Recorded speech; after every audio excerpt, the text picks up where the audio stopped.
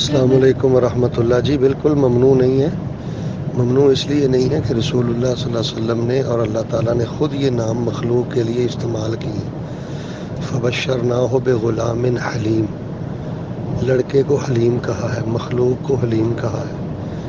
تو جب اللہ تعالیٰ نے خود یہ نام استعمال کیے ہیں تو پھر ہم کیوں انہیں ممنوع قرار دے رہے؟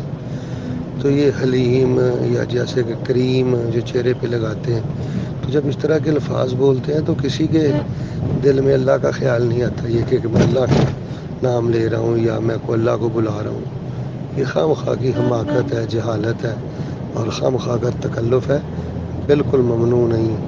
فوق کل ذی علم علیم، صرف چند ایک نام ہے، اللہ یا رحمان یا بعض کہتے ہیں متکبر، یہ چند نام ہیں جو غیروں کے نہیں رکھنے چاہیے، ممنوع ہے۔